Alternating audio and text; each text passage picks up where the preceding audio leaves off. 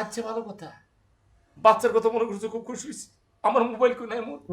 এই যে ইস, লুঙ্গির ভিতরে পকেট থাকলে সুবিধা হইতো। সরি, তোমার কষ্ট হয়েছে। না না না, আমার সোলেমান, কে? সম্রাট সোলেমান। বাবা, বাবার অপারেশন হয়েছিল, পুরো কাটটা হালাই দিছে। আরে। বাবা এখন সুস্থ। বাবার জন্য দোয়া করো। তোমার নানা আইছে আমার কাছে, তোমার নানার সাথে কথা বলবা। সম্রাটের লোকে কথা বলেন, সম্রাট সোলেমান। সম্রাট, ওর নাম না মুগ্ধ রাখছে শুনছিলাম। আরে আপনি বুঝতেছেন না কি জন্য এই নাম রাখছে আপনার মাইয়া, কিন্তু ওই নাম যে রাখছে আপনার মাইয়া, আমি তো মুগ্ধ না। শোনেন একটা কথা বলি, আমি যদি নাম রাখি আব্বা, তাহলে কিন্তু আর কোনো বীরের নামই থাকবে।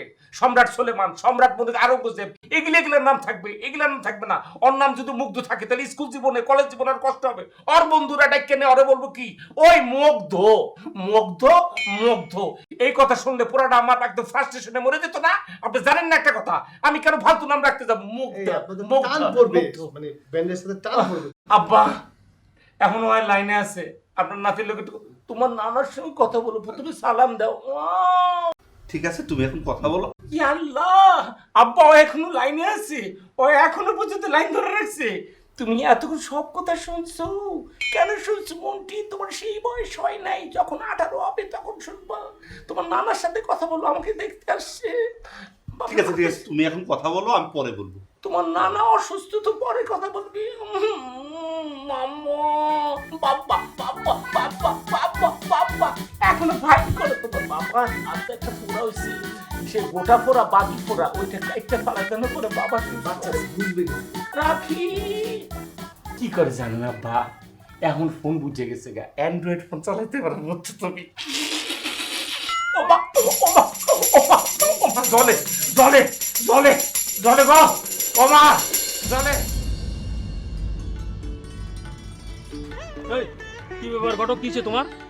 কি হয়েছে ভাইজান? কি হয়েছে ভাইজান? মানে তোমার ফোনে কি হয়েছে?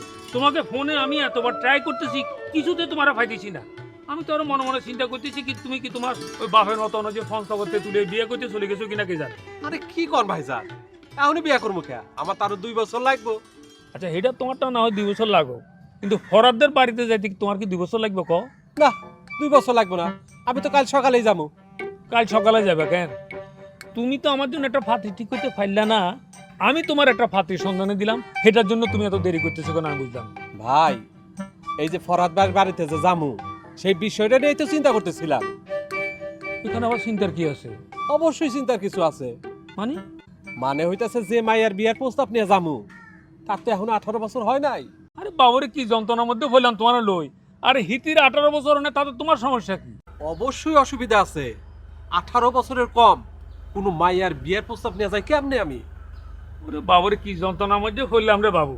হ্যাঁ, এই মিয়া, তুমি কি ঘটক না কাজী?